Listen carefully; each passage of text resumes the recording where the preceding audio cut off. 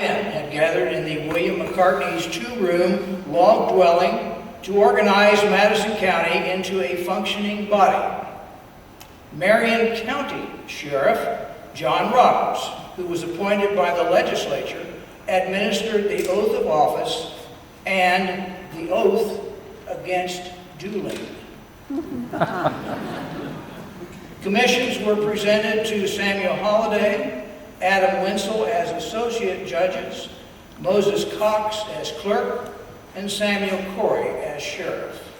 These commissions set forth that Governor William Hendricks had regularly appointed the holders. Sheriff Roberts proclaimed that, quote, "The Madison Circuit Court is now open according to law," close quote. Sheriff Roberts, and with that, Madison County came into existence. No doubt others not listed were present during that historic occasion. From those simple beginnings and encouraged with the hope of a future filled with prosperity, they went forth. Ahead lay new ideas and new ways of thinking, the hope of a better tomorrow for this brand new county. And evident during its first 200 years is a cornucopia of new ideas and creative thinking that has characterized Madison County. Let's take a look.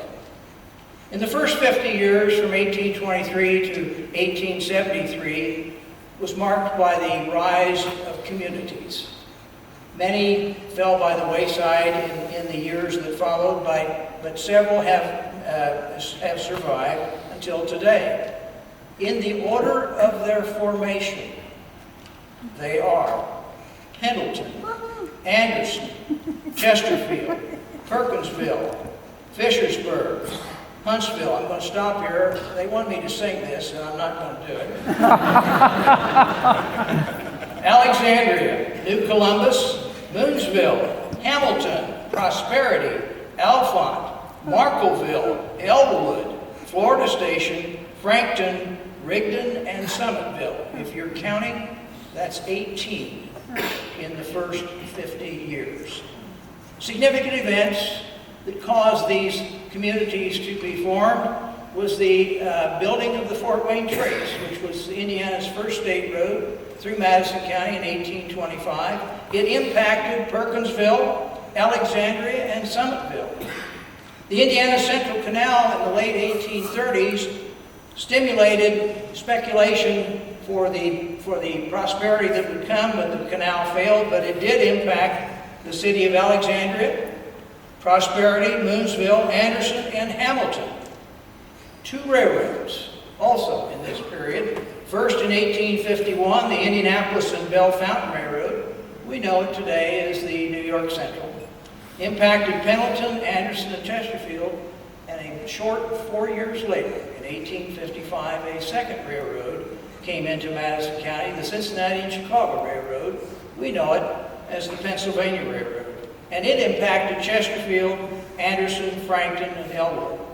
And finally, the hydraulic canal in 1869, although it was never ever used, it impacted Anderson because the north end of Main Street in Anderson was devoid of any kind of businesses, but in speculation that the canal would bring business to that area blossomed with all kinds of new businesses.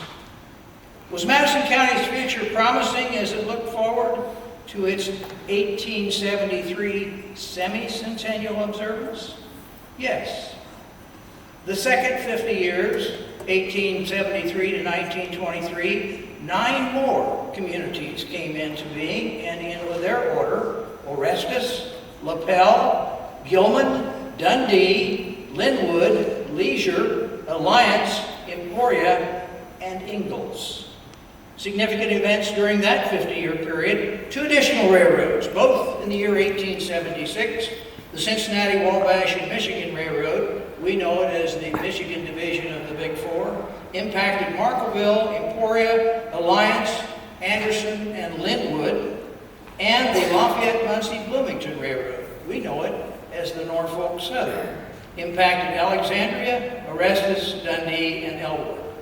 And certainly, it's been mentioned several times tonight, the discovery of natural gas, March 27th, 1887, affected the entire county in a positive way. January 1st, 1898, the first interurban service in Indiana was run between Anderson and Alexandria. At the conclusion of its